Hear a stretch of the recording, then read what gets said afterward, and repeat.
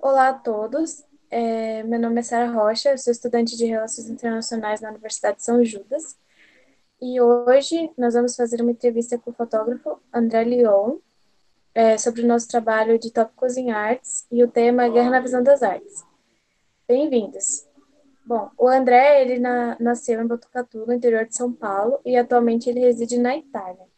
Ele deixou o Brasil aos 20 anos para morar na Noruega e, aos 30, começou seu trabalho como fotógrafo, registrando usuários de heroína na Europa e a calamidade humanitária na Somália. Aos 36, se tornou o primeiro sul-americano a ganhar o Robert Capa Gold Medal Award, o prêmio mais importante sobre fotografia, com sua série fotográfica da Líbia, da Guerra da Líbia. E em 2016, ao lado do jornalista Diogo Schelp, ele lançou o livro Correspondente de Guerra, pela editora Contexto. Seja muito bem-vindo. Entre nós temos também a nossa professora, a Xênia Salvetti. Ela é a professora da Universidade São Judas Tadeu. Ela é graduada em História pela PUC e Comunicação Social pela FAP e doutora e pós-doutora em História Social pela USP. Seja bem-vinda, professora. Boa tarde, pessoal, aqui em São Paulo, grupo. Boa noite aí, André Lyon, no sul da Itália. Bom, queria entrar aqui com uma pergunta. Vou entrar aqui com uma pergunta, né? Como o grupo está trabalhando analogias, relações sobre guerras, a gente sabe que a gente está passando, né, aí a questão da pandemia, do Covid-19, e aí eu queria te fazer uma pergunta sobre o Covid-19. A gente pode considerar uma guerra? Para você é uma guerra ou uma antiguerra? Eu tenho ouvido, né, frequentemente as pessoas fazendo, colocando, né, paralelos entre o que nós estamos vivendo hoje e guerras, né? E aí eu tentei, né, entender mais ou menos o que as pessoas possam estar querendo dizer com isso. E eu acho que se tem uma semelhança entre uma guerra e o que está acontecendo agora no mundo, né, com a crise, né, essa pandemia, é que tanto uma guerra, as guerras elas acontecem porque o diálogo ele falhou, né? Os mecanismos, né, de relacionamento, os mecanismos de solução de problemas, os mecanismos de promoção de soluções, né? Esses mecanismos todos falharam. Então, você acaba tendo uma guerra, né? Porque você tem os conflitos que precisam o tempo todo serem mediados por esses mecanismos todos. A política, a cultura, a arte, enfim, a economia, o comércio, né? Enfim, agora, essa pandemia, ela tem acontecido, a gravidade dessa pandemia, ela aconteceu bastante também por causa disso, porque muitos desses mecanismos, né, que deveriam ter impedido que essa pandemia alcançasse a proporção que alcançou, falharam. Por exemplo, eu acho que no Brasil nós estamos sendo um exemplo muito claro hoje da contra-intenção do governo em assumir a gravidade do problema, falando assim, olha, nós precisamos tomar conta da economia, que no final das contas é só um desses mecanismos que nós temos para solucionar os nossos problemas. A economia não é o único, né? Mas ele fala da economia. Então, essa falha, quando esse mecanismo falha, você chega até a gravidade, né? Essa gravidade do problema. Mas as semelhanças, elas acabam aí, né? Elas acabam aí, porque numa guerra é um contra o outro, né? É você tentando impor, por exemplo, o lado A tentando impor a sua versão de realidade sobre o lado B, e vice-versa, ou o lado C, ou o lado D, enfim, né? No caso, por exemplo, da Síria, onde você observa tantos grupos tentando se sobrepor uns aos outros e, vez ou outra, fazendo alianças que são momentaneamente interessantes para eles, mas que logo que o inimigo do meu inimigo é meu amigo, enfim. Agora, O vírus não está procurando um inimigo, sabe? O vírus não está tentando encontrar, por exemplo, um problema nas nossas questões. O vírus não tem nada contra a nossa cultura. O vírus não está tentando lutar por um espaço dentro do comércio mundial. O vírus não tem agenda, o vírus não tem identidade, né? O vírus, ele é um fato absoluto, ele é um vírus. Inclusive, é uma coisa muito interessante desse vírus em específico, porque, biologicamente, interessa para o vírus, né, na questão da evolução do vírus, da existência do próprio vírus, interessa para o vírus não ser muito devastador. Porque quanto mais devastador o vírus menos chance ele tem de sobrevivência. Então, por exemplo, vamos supor, se eu adquiro o vírus, né, e eu tenho lá uma febre de 40 graus, né, logo no segundo dia de infecção, a probabilidade que eu contamine outras pessoas é muito pequena, porque eu já estou doente, caído na cama, e eu não saio de casa, sabe? Eu não saio de casa, então eu não vou sair espalhando a doença. Agora, se o vírus, uma pessoa que tem uma febre de 37,5, essa pessoa, ela infecta muito mais pessoas, né? Então, na verdade, é interessante para o vírus ele fazer o quê? Olha, você vai ter só uma febrezinha de 37%, de 37 graus. E é exatamente o que esse vírus faz. Só que algumas poucas pessoas, né, mas, né, elas ficam doentes a ponto de ter 40, problemas de respiração, enfim, né, que acabam sobrecarregando não a natureza, mas o nosso sistema político, o nosso sistema econômico e, provavelmente, hoje até, o nosso sistema, a forma como nós nos relacionamos culturalmente umas com as outras, né? Então, esse vírus, na verdade, ele não é um vírus super destrutivo. Ele é um vírus que o problema dele, no final, é até não ser tão destrutivo quanto outros vírus poderiam ser, né? Então, assim, voltando à tua pergunta, se isso é uma guerra ou não, absolutamente contra o vírus não é. Assim, não é uma guerra contra o vírus. Nós já perdemos essa guerra. Se nós formos fazer isso, não é assim, pronto, não existe isso. É um absurdo. É como fazer assim, olha, vamos fazer uma guerra, sei lá, contra a baleia, contra, sei lá, sabe? Né? Por exemplo, nós não podemos fazer uma guerra contra gafanhoto, sabe? Nós temos que tomar providências que impeçam que pragas de gafanhotos aconteçam, né? Porque pragas de gafanhoto, elas só acontecem de acordo, por exemplo, da forma de agricultura, da forma de que forma as pessoas estão tratando, por exemplo, o meio ambiente, enfim. Então, não é uma guerra.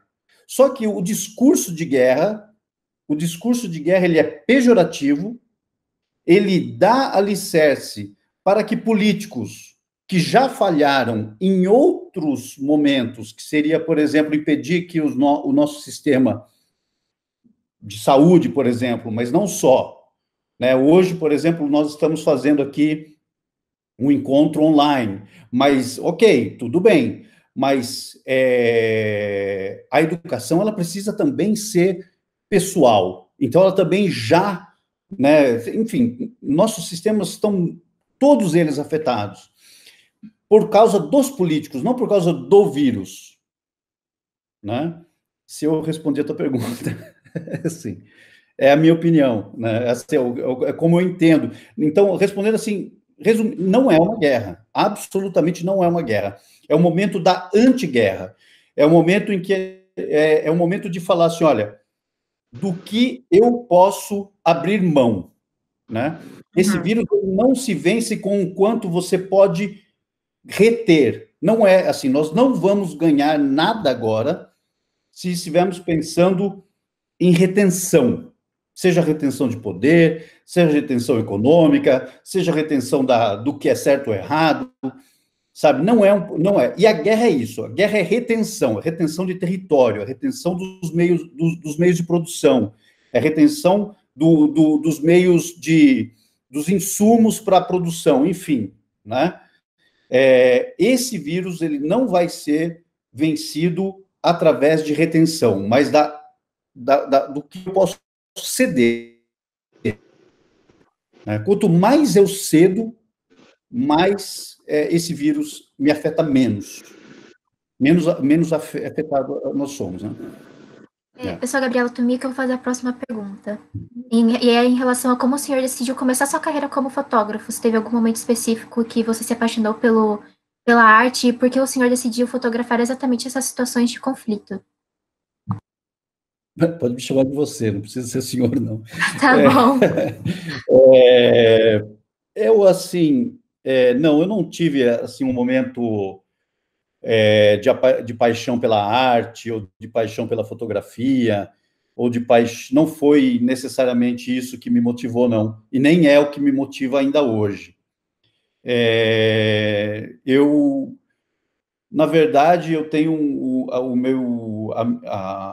a minha origem é bastante confusa, difícil, né? Eu não tive uma adolescência, uma infância muito fácil, e então não tinha muito o que perder. Eu falei assim, sabe, não tenho muito o que perder, então agora eu acho que é só ganhar. E aí saí do Brasil e fui embora, e acabei, né, trabalhando com comércio exterior, e aí relações internacionais era uma das matérias que eu tinha que estudar, e uma das matérias, na verdade, que eu acho que eu até me saí melhor, né? E aí, já com 30 anos de idade, eu entendi que não era o que eu não é que eu queria, porque, na verdade, eu nunca quis muita coisa, não. Eu acho que assim, não foi uma escolha, foi uma consequência, sabe? Eu já falei sobre isso antes, mas na minha adolescência eu fiz uso de crack, né, por um tempo, e crack vicia muito rápido, né? Mas aí eu vi amigos meus que estavam viciados em crack, meu irmão estava ficando viciado em crack, e eu falei, olha, se eu continuar desse jeito, eu morro aqui, né? Vou ficar um Zé Ninguém aqui, sabe? E você não ser... em Botucatu, naquele momento, era muito fácil de você não ser ninguém. A sociedade era um pouco que preparada para os ninguéms ali, sabe? Uhum. Enfim. Aí eu falei, vou embora. E aí eu conheci alguns artistas, entre eles, um que me marcou muito foi o Plínio Marcos. A geração mais jovem, eu fico assim, não conhece o Plínio Marcos, né? Mas, enfim, e fui embora, e acabei indo e fazendo. Aí, quando eu fui fotografar, eu estava numa fase, eu pego emocionalmente, assim, eu sou um cara que eu não me afundo, sabe? Até hoje, ainda bem, até hoje eu consegui não me afundar, mas eu sempre me aprofundo nas questões emocionais, enfim. E aí eu falei, olha, eu vou usar droga. Pensei na Noruega. E fui lá onde que, né, comprava a droga. Mas eu tinha uma máquina fotográfica comigo que eu havia comprado porque eu viajava o mundo inteiro com o trabalho, né, de comércio exterior. Uhum. E eu falei, olha, eu tinha acabado de comprar aquela máquina. E falei, olha, era uma máquina amadora, eu tenho ela até hoje. E eu estava com essa máquina na mão. E aí eu acabei fotografando as pessoas, mas não usando a droga, acabei não usando. E acabei ali fotografando o dia a dia dessas pessoas que eram dependentes de heroína na Noruega. Passei um tempão fotografando eles, o dia a dia deles. Mas não como fotógrafo, eu era mais o cara que estava ali que fotografava, né? Até que aí, então, um grupo de enfermeiros, né, que tem um serviço específico na cidade onde eu morava, e em Oslo também tem, todas as cidades, na verdade, tem, da Noruega, que são enfermeiros, né, que trabalham com essa população, com essa população usuárias de cocaína, heroína e outras drogas e álcool. E no inverno, essas pessoas ficam muito vulneráveis, né? Porque elas têm problemas respiratórios, elas têm outros problemas sérios. E a heroína, não sei se vocês sabem, quando você usa, é como a morfina, você pode apagar ali e pronto, né? Tem uma morte, né? Como, enfim. E no frio é complicado. Então, eles iam ali para aplicar a injeção, né? A vacina. E achavam que eu também fosse um dos dependentes. Eu falei, não, não sou. Até que aí ele falou, mas você está fazendo o que aqui então? Eu falei, eu estou aqui, estou fotografando e tal. Aí eles quiseram ver as fotos, os usuários concordaram, falaram, não, mostra as fotos, porque eles têm que ver como é a nossa vida aqui mesmo, né? Eu mostrei, e aí contei essa mesma história que eu estou contando para vocês, eu contei para eles também. Por que eu estava ali, da onde que eu vinha, por que eu tinha, né? Por que eu tinha feito aquelas fotos, por que eu tinha passado tanto tempo com eles, como havia sido a minha infância, minha adolescência, o que eu tinha feito entre essa minha infância e adolescência até aquele momento. Aí eles falaram, olha, você não quer dar palestras para escolas? Eu falei, posso fazer. Aí fui falar com os jovens, aí eu acabei comecei a dar palestra. E aí o jornal local publicou as fotos, eu ganhei naquele ano o prêmio de melhor fotógrafo da Noruega e depois da Escandinávia, mas eu falei, nossa, né? Tá fácil, é só fazer foto, você ganha prêmio, né? Eu pensei que fosse fácil. E essa coisa, mas isso tudo foram abrindo portas, e também foram me mostrando sabe, me dando profundidade naquilo. Porque, na verdade, olha, desde muito pequeno, meu primeiro trabalho eu tinha 11 anos de idade. E já com 11 anos de idade eu trabalhava sério, não era que eu brincava de trabalhar, não, eu trabalhava sério. Uhum. Então eu sempre levei a vida de forma séria, não pesada, nunca fui uma pessoa estressada no sentido de, eu tenho um plano que eu quero ser, não, entendeu? Nunca fiz plano. Mas também, tudo que eu fiz, eu tentei fazer bem, sabe? Tudo que eu fiz, tento ainda hoje fazer bem. Então, hoje, por exemplo, se eu estou aqui falando com vocês, eu tento fazer isso bem, entendeu? Uhum. Fazer isso bem, de uma forma que isso possa ser realmente ok. Vamos aqui chegar a alguma coisa, né? Então, assim. E aí a fotografia, ela acabou acontecendo, e ganhando proporção, e ganhando significado, e ganhando, né? Eu tenho uma frase que uma pessoa me disse uma vez na Líbia, que algumas coisas têm preço, outras coisas têm valor. E ele falou, e o que você faz tem valor. Eu falei, então, assim, foi ganhando valor, né?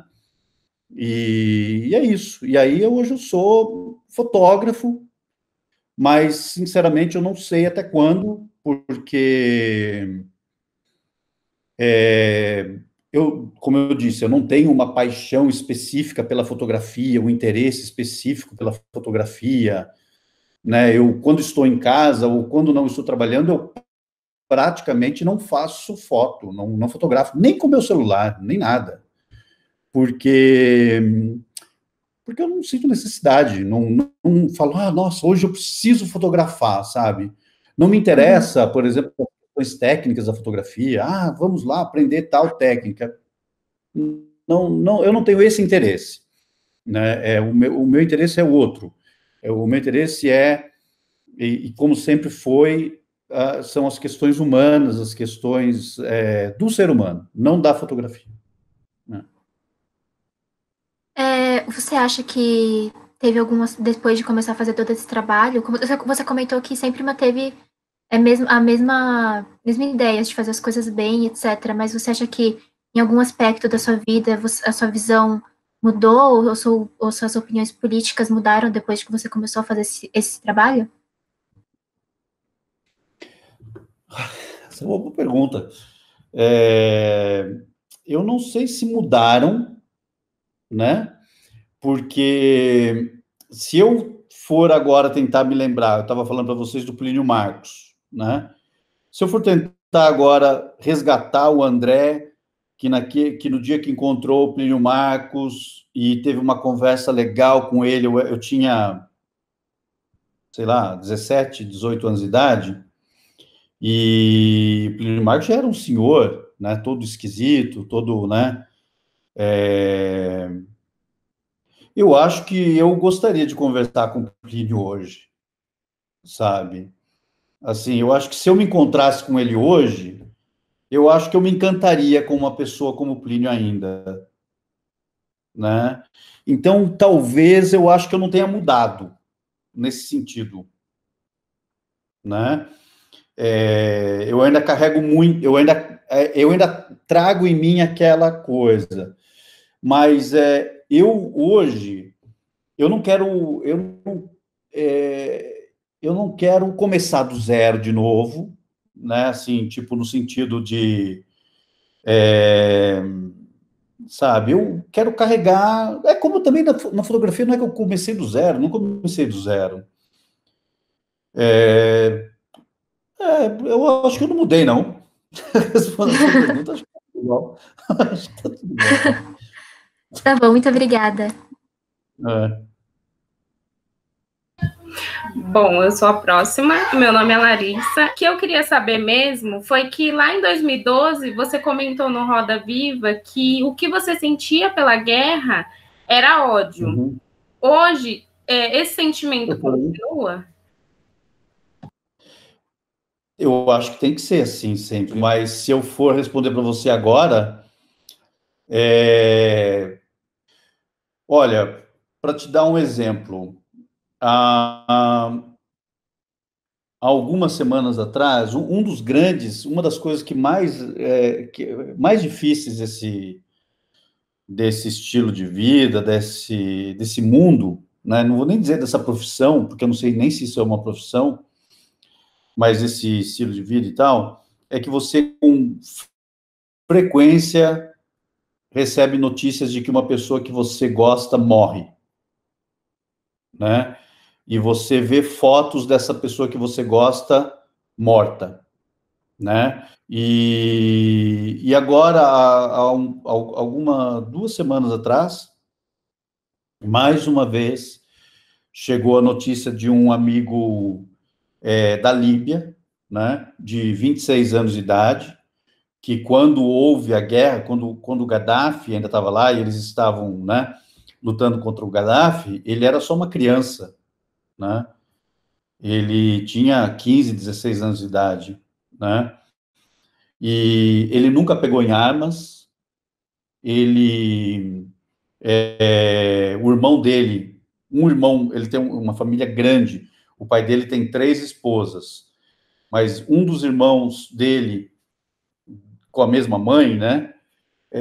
Porque lá no muçulmano eles têm até 4 esposas, se puder sustentar as 4 famílias, né? Mas, enfim, o pai dele é um cara que tem 3 esposas. Não é assim, pode, mas não é difuso isso. Mas pode, mas o pai dele é um desses que teve. Enfim, mas um dos irmãos dele, direto, né, pai e mãe, é um grande amigo meu, que lá na Líbia, eu falei muito dele, o Omar, talvez se vocês procurarem na internet, é um motorista de ambulância, e com quem eu trabalhei muito tempo durante a Revolução e depois nos anos seguintes, inclusive até agora, continuo trabalhando com o Omar, e é o irmão dele, Mohamed, que também só dirigiu ambulância, um cara que só ajudou, uma pessoa generosa, uma pessoa, sabe, que queria, que estava produzindo, enquanto as pessoas estavam se destruindo, ele estava ali produzindo, mantendo a sanidade mental do mundo, sabe? Morreu com 26 anos de idade. Isso dá ódio, porque assim, olha, o ano passado eu estive 2 vezes na Líbia, em abril, quando começou a guerra, em agosto, né, quando recomeçou essa guerra.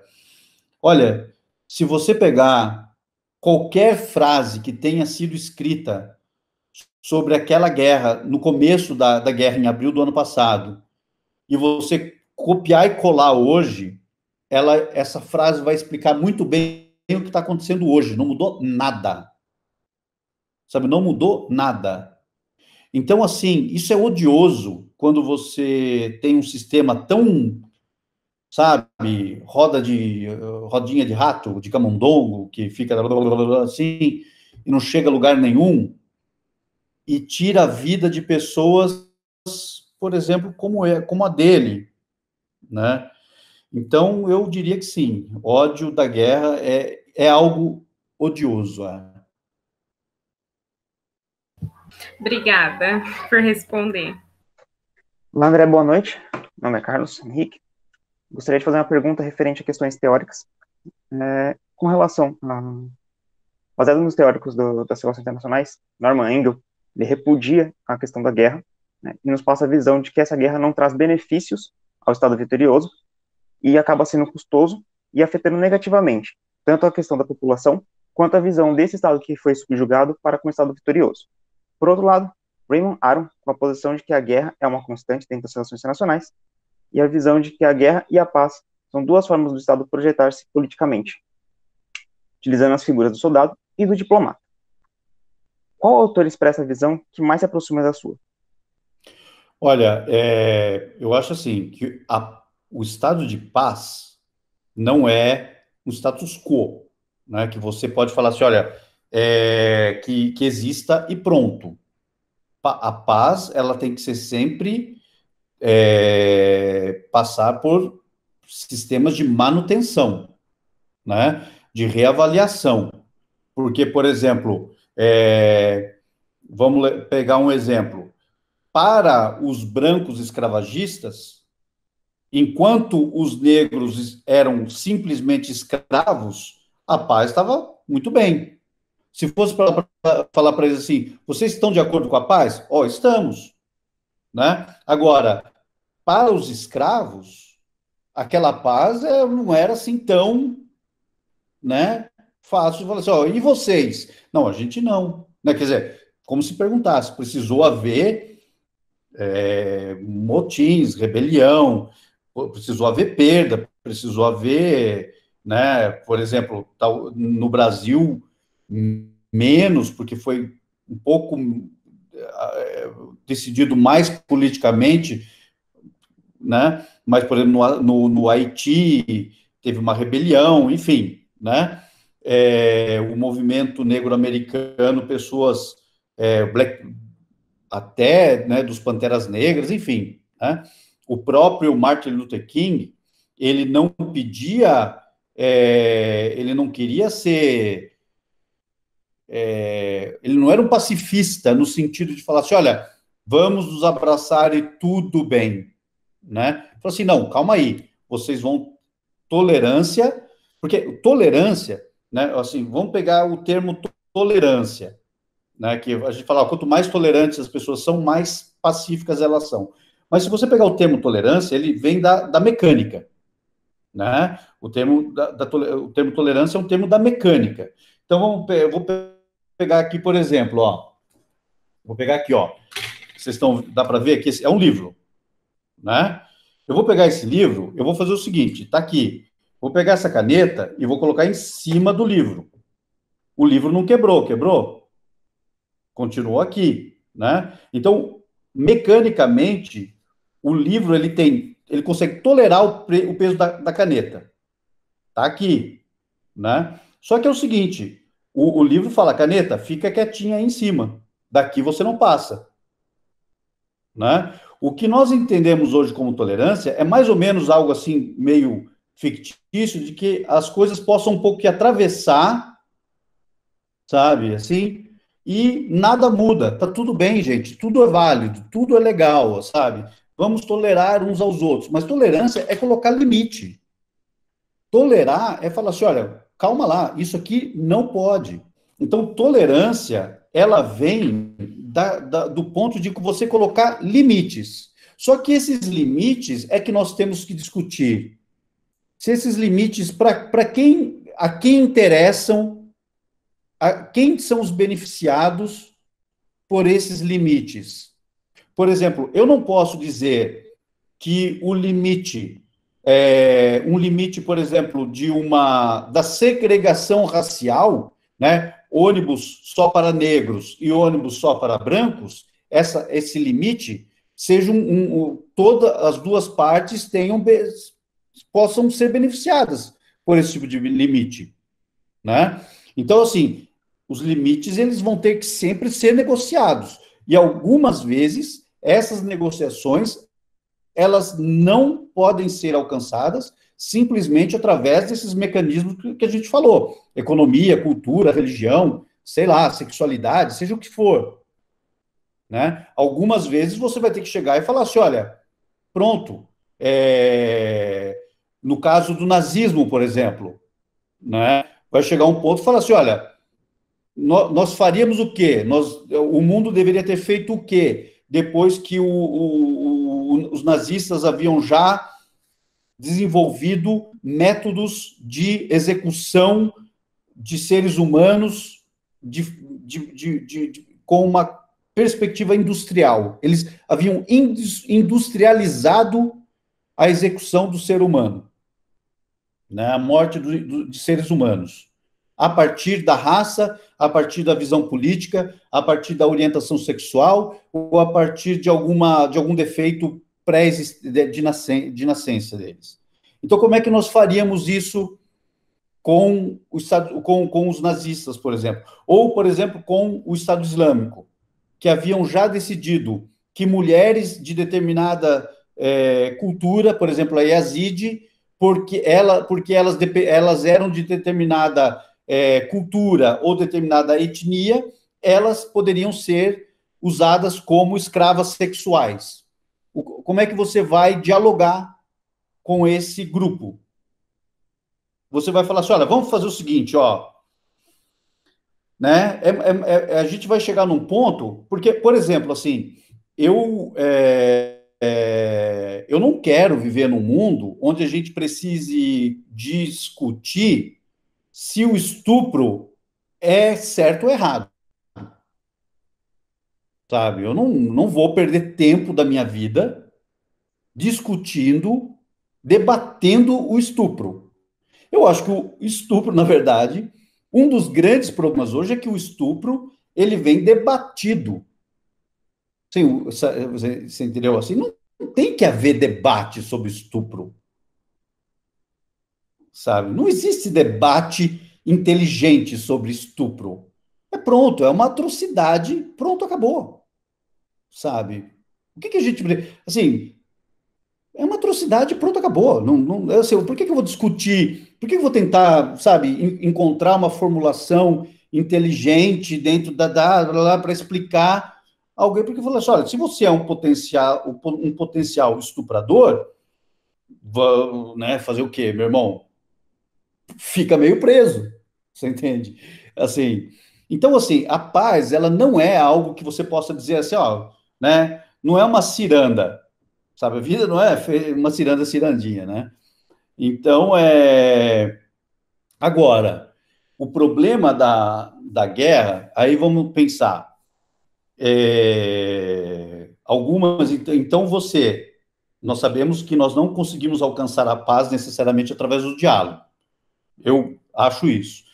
Agora, o problema da guerra é quando ela se perde, né, no tempo. Por exemplo, na Líbia.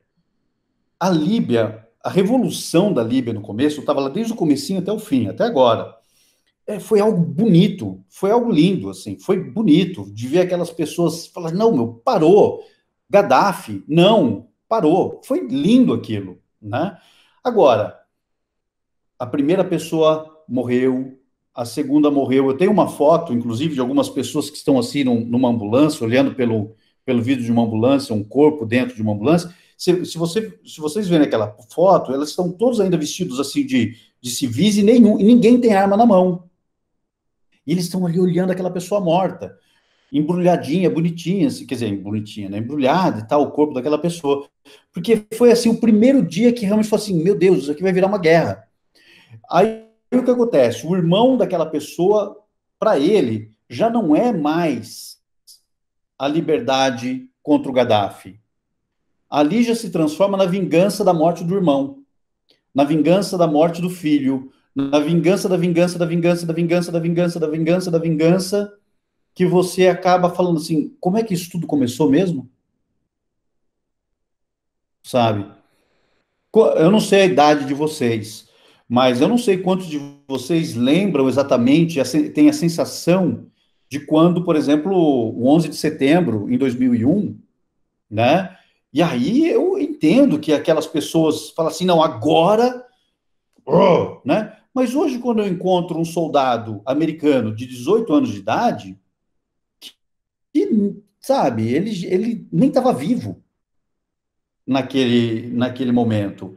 Mas a mesma política, as mesmas restrições, o mesmo investimento nos militares, o mesmo, sabe? Não é que fala assim, olha, agora nós temos que fazer isso, não, agora vamos voltar para trás. Sabe, ó, fizemos as guerras, pronto, agora desmantela, aí desmonta, sabe? Desmonta aí as bombas, desmonta, sabe? Aposentem aí os tanques. Não, assim, isso, professora, acho que é um grande problema de nós hoje tratarmos, por exemplo, essa crise sanitária como uma guerra, porque as restrições, as questões de espionagem do indivíduo, né? Não é que eu duvido que o Estado, o mês que vem, se parar tudo, falar assim, olha, agora nós não precisamos, mas vamos pegar todos os dados que nós recolhemos de todos os cidadãos aqui, aperta o botão delete e pronto, apagou, não serve mais. Não é? Não, sabe? Nós desenvolvemos determinado aplicativo que sabe exatamente se você tossiu. Sabe? Onde você estava na hora que você tossiu. Né? Então, assim, agora a gente não precisa mais, desliga isso. Não vão desligar nunca. Né? Então, assim, esse é o que é o problema de nós estarmos agora nesse momento, porque, assim, numa pandemia, numa epidemia, você não toma o remédio e fala assim, ó, passou a febre, eu não vou ficar agora tomando o remédio por causa da minha vida, né? Então, é perigoso. Perfeito, muito obrigado. Se eu responder a tua pergunta.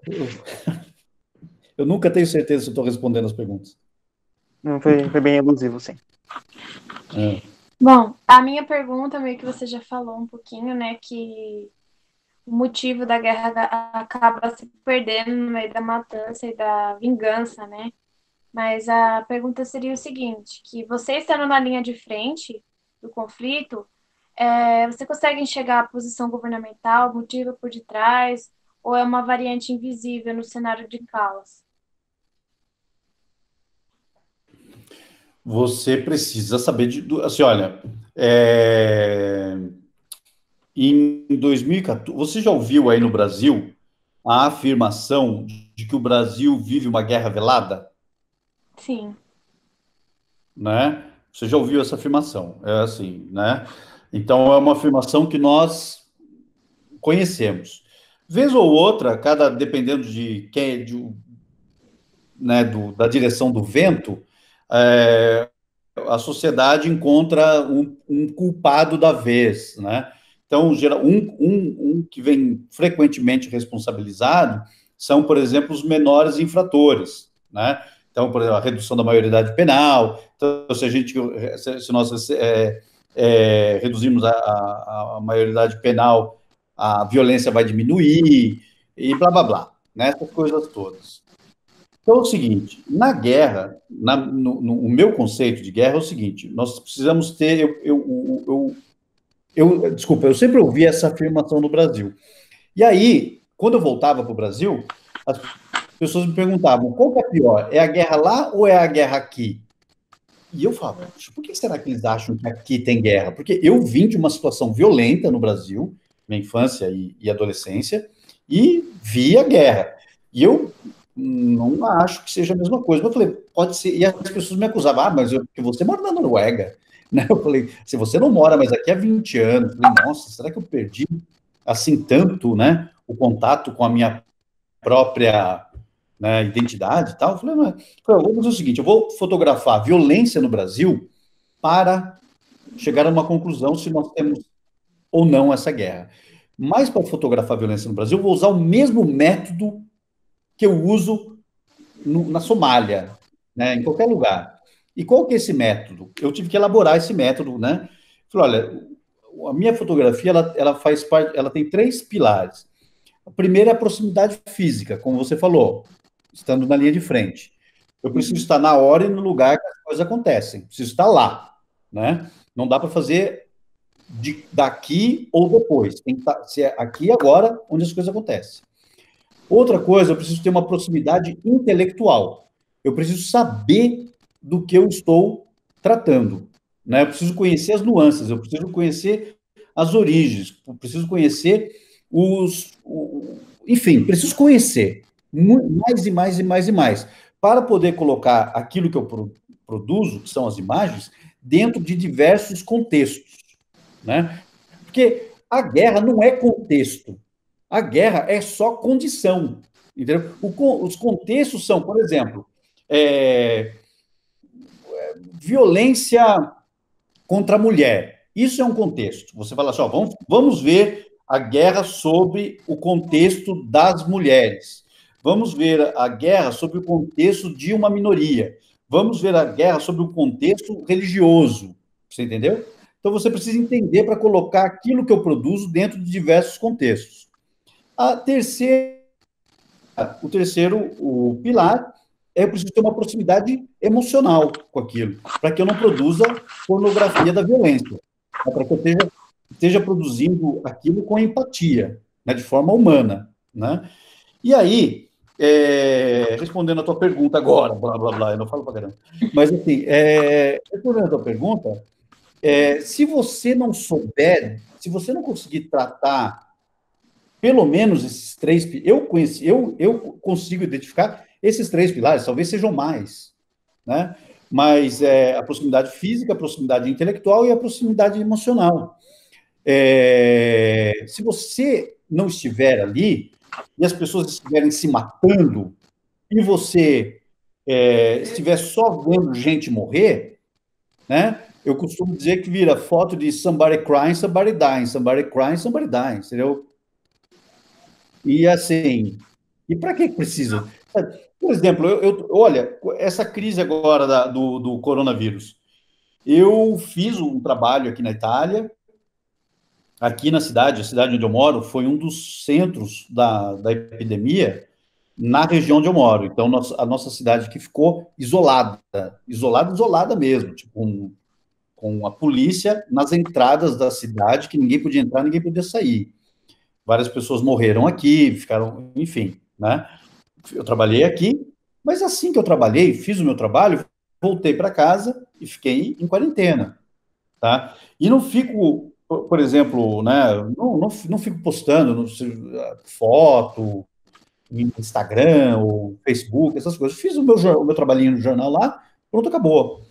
Mas eu vejo hoje amigos meus que estão trabalhando, então vamos lá fazer um grupo de fotógrafos, e esse grupo de fotógrafos que está cobrindo a Covid vai colocar foto no Instagram.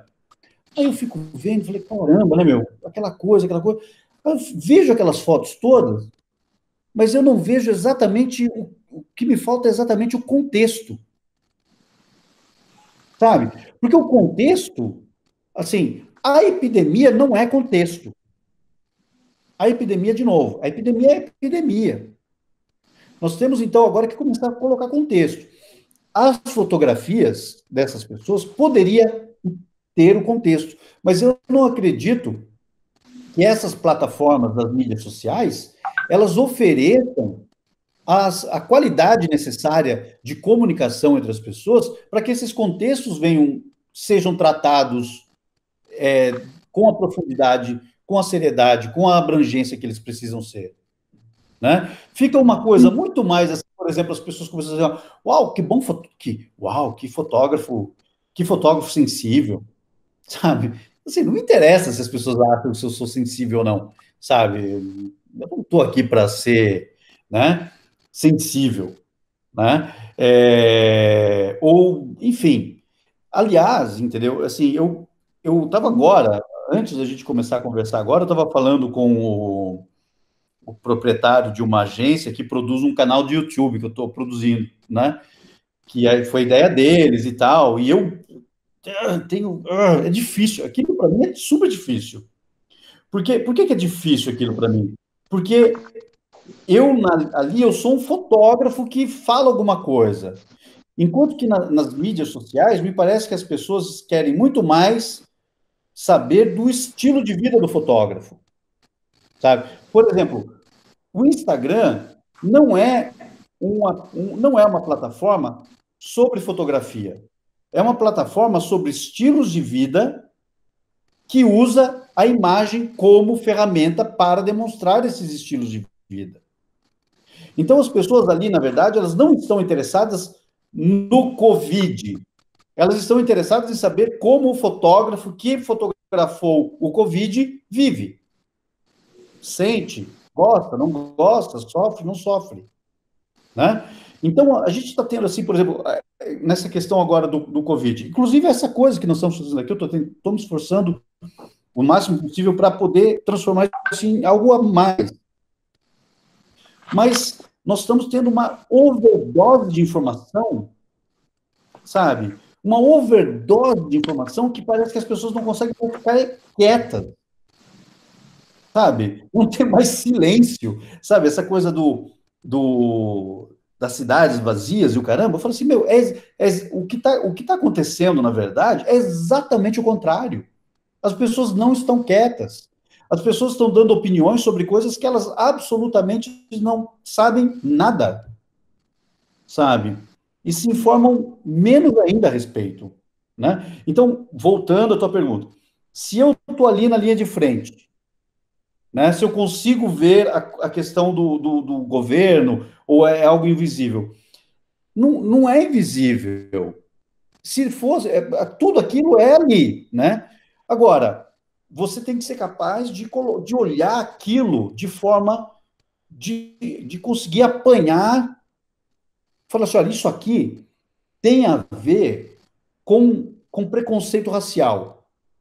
Isso aqui tem a ver, é uma questão econômica. Isso, sabe? Porque senão vira de novo, somebody die, somebody crying, somebody die, somebody crying, sabe?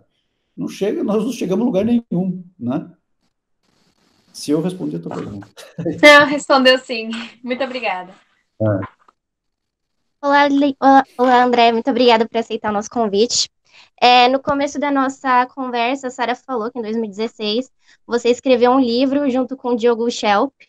Então, eu gostaria de perguntar o que te fez participar desse projeto? Se foi algum momento da sua carreira que você disse, nossa, eu preciso participar desse projeto, falar o que eu fiz, ou se foi algum combate em específico que te motivou a participar desse projeto? O Diogo escreveu exatamente sobre isso no livro, a introdução, acho, né? É interessante você vir com essa pergunta agora. Eu mencionei aqui que eu encontrei o Plínio Marcos, né? Como é que eu encontrei o Plínio Marcos? Era um domingo, um final de semana, ou um feriado, não lembro. Mas estava um calor desgraçado e eu estava louco. Tinha usado droga, né? Tava meio assim, andando pela cidade, meio à toa, em Botucatu, né? E aí, Botucatu é uma cidade pequena, e todo mundo mais ou menos se conhece, mas o Diogo, ele era de uma classe social bem mais alta, uma classe social bacana, e eu não, eu era, né, meu, de nada. Mas a gente se via, a gente sabia quem era quem, né? E eu encontrei com ele na rua e falei, e aí? Ele falou, olha, tô indo na palestra de um dramaturgo. Falei, dramaturgo? Esse cara deve ser legal, vou lá. Posso ir? Vem, fui junto com ele. Fui lá, era o Plínio Marcos, né? E fiquei, nossa, Plínio Marcos, esse cara, não, né? Acabei ficando conversando com o Plínio Marcos, eu e o Plínio Marcos saímos para beber lá em Botucatu, e eu era moleque, naquela época, sentar num bar com 16 anos de idade, tudo bem, né? Então, Aí tudo bem. Nunca mais vi o Diogo na minha vida, né? Não sabia nem que Diogo era Diogo, não sabia que o Diogo se chamava Diogo, né? Não sabia. Aí um dia eu estava no Brasil em 2014 e recebi um e-mail. Meu nome é Diogo, eu sou editor internacional da revista Veja e gostaria de conversar com você. Claro, o editor de uma revista grande te chama, você vai, né? Falei, vou lá, bacana, fui.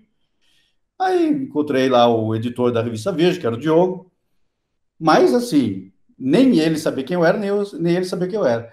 E aí a gente começou a conversar. Ele falou: olha, eu vi aquela entrevista tua no Roda Viva, ele falou, e vi que você também é de Botucatu.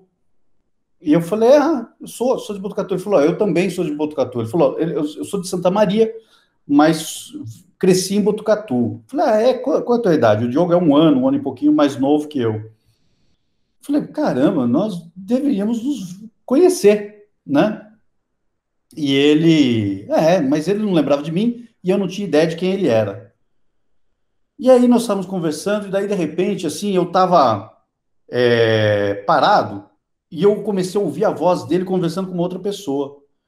E na hora me veio a imagem do Diogo, porque eu sempre carreguei o Diogo dentro de mim, assim, tipo, como uma pessoa, eu falei: caramba, quem que você é? Sabe? Eu não sabia, sim, mas era o cara que tinha me levado a encontrar o Plínio Marcos. E eu falei: cara, você foi uma vez uma palestra do Plínio Marcos? Ele falou: fui. Falei: eu fui com você. Ele falou: eu lembro que alguém foi comigo, mas eu não lembro.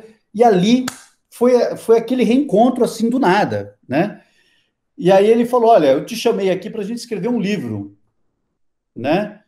E eu já tinha negado escrever livros várias vezes, não tinha interesse nenhum em escrever livro. Eu falei: já que é assim, vamos. E aí escrevemos o livro. Mas o trabalho é todo dele, o trabalho é todo do Diogo. Eu só contribuí com um texto, com uma coisa, mas enfim, a obra é dele. Enfim, mas foi assim que eu me encontrei, que eu decidi. Foi o Diogo que me levou nessa palestra do Plínio Marcos. Que destino vocês terem se encontrado assim e depois se reencontrado anos depois. Muito Verdade. Aliás, tem uma outra passagem com o Diogo que ele lembra de mim melhor, assim, que na época eu tinha cabelo, mas eu tinha um cabelo bem comprido e ele cabelo também. E quando teve o impeachment do Collor, né, eu acho que vocês não tinham nascido ainda, né? Enfim, teve o impeachment do Collor e Botucatu, movimento, tinha os caras pintados, né? Tinha shows de música que as pessoas faziam espontaneamente, era tudo muito espontâneo. E tinha um concerto, um grupo lá que organizou concertos de bandas locais de Botucatu. E Botucatu era sertanejo e MPB. E eu não sabia tocar nada, como não sei tocar nada, mas eu fazia parte de uma banda de punk. E eu era o baixista, né? Mas não sabia tocar. E aí a gente juntou a banda 2 dias antes, sem ninguém saber tocar. E aí, fazendo lá, daí vaiaram a gente. Né? E aí eu falei, o Collor é pouco para vocês, entendeu? Vocês votaram no Collor.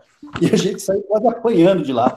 O Diogo, que era o cara comportadinho que tocava violão e MPB, falou assim: nossa, aqueles malucos lá quase morreram. O Diogo falou: eu lembro de você quase apanhando da cidade toda porque você xingou todo mundo. Eu falei: fui eu mesmo.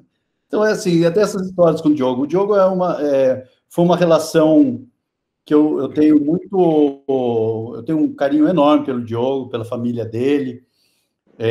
Ficamos, né, muito próximos, os filhos dele. E é família. Hoje o Diogo é família. Muito interessante saber da sua trajetória, assim. Da trajetória de vocês dois, né? Que é amizade. Sim, é verdade. Uhum. E ele te apresentou o Plínio Marcos, né, também. Não, ele me levou nessa palestra, né? Mas ele não ficou depois conversando com o Plínio Marcos. Depois só eu e o Plínio que saímos. E uma pessoa uma menina, que eu esqueci o nome dela agora, que estava com o Plínio, né, que era meio assistente do Plínio e tal, mas que também não foi no bar com a gente. Né? O Plínio, não sei se você conhece, o Plínio não, o Plínio foi uma pessoa fenomenal. A gente precisaria de algum Plínio hoje no mundo. No Brasil.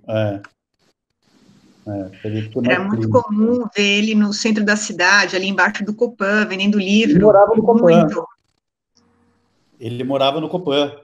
E depois, em 2014, eu acabei indo morar no Copan, meio que assim, sabe, inspirado pelo Plínio. Falei, um dia eu também quero morar no Copan para ver como é que é. Aí eu morei 2 anos no Copan para ver como é que era. Mas não era mais o Copan dos anos 90, né, dos anos 80 e 90 que o Plínio morou lá. André, você gostaria de adicionar alguma coisa para a gente sobre o momento que a gente está vivendo agora? Falar um pouco dos seus projetos? Olha, eu não tenho muito projeto, não. Assim, tem uma amiga que ela está fazendo um filme, né, um documentário que usa imagens minhas, né, e usa um pouco da minha história para contar uma história particular dela. O pai dela é uma querida amiga minha. O pai dela, ela nasceu, o pai dela já tinha 50 anos de idade. Então, ela cresceu com ouvindo que o pai já era velho e com medo do pai morrer.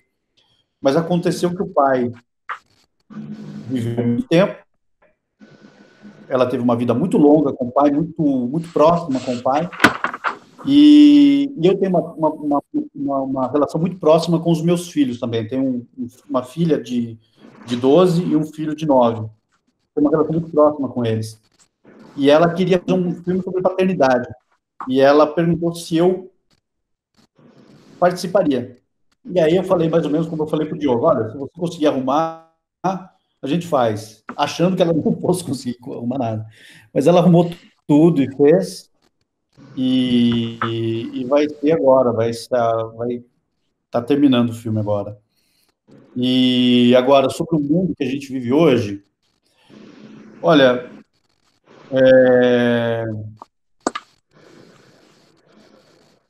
assim, não quero parecer velho, né? Eu detesto parecer velho, mas me parece, assim, a sensação que eu tenho, e talvez isso tivesse sido também durante a minha adolescência, a minha juventude, quando eu tinha 20 anos, sei lá, talvez não estivesse preparado para perceber isso, mas me parece que hoje fazer de conta que está fazendo alguma coisa é muito fácil, sabe? Fazer de conta de que você realmente acredita em alguma coisa é fácil. Por exemplo, as pessoas não dão mais um pires de leite azedo para nenhum gato na rua sem colocar no Instagram que ela, assim, save o gato, sabe? Sabe, assim, ninguém faz nada mais a ponto do fazer por fazer, sabe? Do fazer porque tem que ser feito. Fazer porque, olha, se ninguém fizer, vai dar problema. Né? Todo mundo quer ser, eu acho, por exemplo, no Brasil, incrível, que, não só no Brasil, mas eu percebo isso muito no Brasil, que é mais fácil você encontrar um estudante de publicidade querendo mudar o mundo do que um estudante de medicina, sabe? É muito mais fácil você ver um estudante de publicidade querendo mudar o mundo, achando que ele vai mudar o mundo, do que um estudante de engenharia, por exemplo. Sabe? Enfim, só que eu acho que essa pandemia, talvez, né, eu não acredito que o mundo vai ser melhor, eu vejo as pessoas falando, o mundo agora vai ser melhor, né, a gente vai se sensibilizar, acho que absolutamente não. A única coisa é que essa pandemia, ela só acelera, porque, por exemplo, como crises, né, as crises que mais aceleram a história são guerras e pandemias, né? guerras e pandemias, elas aceleram os processos históricos. As coisas que estavam, né, acontecendo no seu trajeto normal, elas são aceleradas por guerras e pandemias. Então, essa pandemia vai acelerar alguns processos nossos no sentido de problemas. Nós estamos vendo que os nossos problemas estão sendo acelerados, enquanto que nós não estamos conseguindo encontrar soluções. Sabe, por exemplo, quando nós não conseguimos convencer as pessoas de que, sabe, de que a Terra é redonda, sabe? Fico pensando se hoje se vale a pena tentar falar sobre a Terra ser redonda ou não. Sabe? Não sei, sabe? Eu acho que chegou num ponto que se as pessoas quiserem realmente acreditar e agir que a Terra seja plana, assim, então tá bom. No mesmo lugar, plano ou redondo. Sabe? Assim, sabe? Para que serve tentar convencer alguém de que a Terra não é plana? Sabe? Eu penso assim, para que serve isso? Né? Ou, por exemplo, agora, nessa pandemia, por exemplo, eu tenho acompanhado aqui, né, porque pega na internet, a CNN Brasil, que eu não acho que seja o melhor a fonte de informação, mas é aquela que eu tenho acesso. E aí eu vejo assim, sabe, não se fala mais da pandemia, fala-se só do Bolsonaro. Então, o Bolsonaro, ele vai lá e ele dá... Assim, eu acho incrível o Bolsonaro ter tempo para falar com o jornalista de manhã, falar com da noite. E aí, o jornalista à tarde comenta o que o Bolsonaro disse de manhã. O jornalista à noite comenta o que o Bolsonaro disse à tarde. E o jornalista de manhã comenta o que o Bolsonaro disse na noite anterior.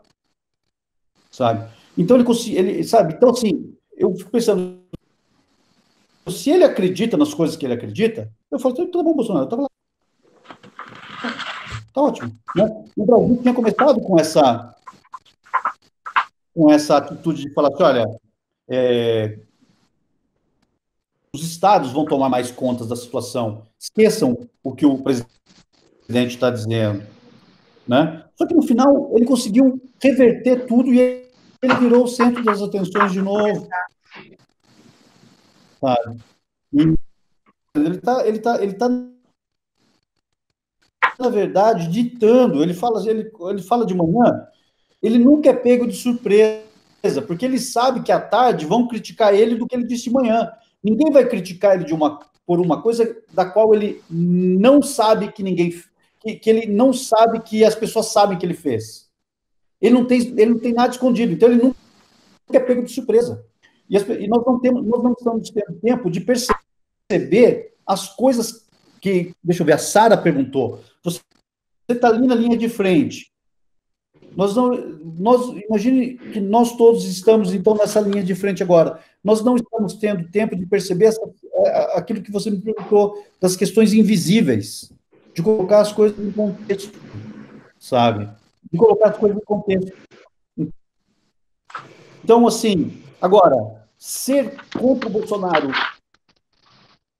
como eu falei para você, voltando no início do meu raciocínio, de que parecer ser alguma coisa hoje ficou muito fácil, inclusive o Bolsonaro, eu acho que a principal função que o Bolsonaro está exercendo hoje na população é a possibilidade da população achar que é boa. Porque a população acha... Aqueles que acreditam no Bolsonaro acham que são bons porque acreditam no Bolsonaro, e aqueles que não acreditam no Bolsonaro acham que são bons porque não acreditam no Bolsonaro. Sabe? Então, assim, no final das contas, o Bolsonaro ele acaba sendo bom para todo mundo, porque todo mundo acaba se sentindo melhor, enquanto que o Brasil está entrando numa situação terrível. Sabe? Assim, tem algumas coisas que são... eu costumo dizer isso, que a gente precisa conseguir separar pressuposto de mérito, sabe? O meu pressuposto, se eu quero ser fotógrafo de guerra, qual que é o pressuposto? Que eu vá para a guerra, né? Se eu quero ser fotógrafo, qual é o pressuposto? Que eu faça foto, né? Esse é o pressuposto. Agora, eu não posso dizer que eu seja fotógrafo se eu nunca fiz uma foto, né? Então, assim, o meu pressuposto é ter pelo menos uma máquina fotográfica. Agora, o mérito é conseguir fazer uma boa fotografia, né? Então, assim, a gente tem que começar a, assim, ser contra o Bolsonaro é só o pressuposto, sabe? O mérito é superar a necessidade, inclusive, de querer escutar esse cara falando. Sabe? Enfim, sei lá, eu acho que é isso. A gente só tem a agradecer, obrigada por essa entrevista tão generosa, né? Que com certeza eles vão utilizar muito, porque ainda mais num momento desses, para estar falando sobre essas questões, é um material que eu já falei para eles, vai entrar para ser utilizado durante muito, muito tempo. Então, eu queria te agradecer por você ter aceitado o convite deles, estar aqui presente com a gente, e parabenizar também o grupo por a gente estar aqui, por vocês terem conseguido esse feito, que não teria ocorrido se o André não tivesse sido tão generoso, tão rápido. Sim, muito obrigada, viu, André? E ainda em cima da hora, sim. Muito obrigada. Eu fico lisonjeado, realmente, porque, né, poder conversar, eu também já, né, todos nós já, uma hora somos jovens e uma hora vai crescendo, né? Então, assim. Essa entrevista vai ser divulgada para todas as turmas de Relações Internacionais da São Judas. Uhum. Obrigada por essa oportunidade. Obrigado. Boa tarde para vocês. Obrigada, boa noite para você. Boa viagem amanhã também. Boa viagem, é verdade. Boa noite, boa viagem e um bom descanso. Obrigado. Boa noite, André. Tchau, tchau. Boa viagem. Tchau, tchau. Obrigada. Tchau. Boa noite. Obrigada.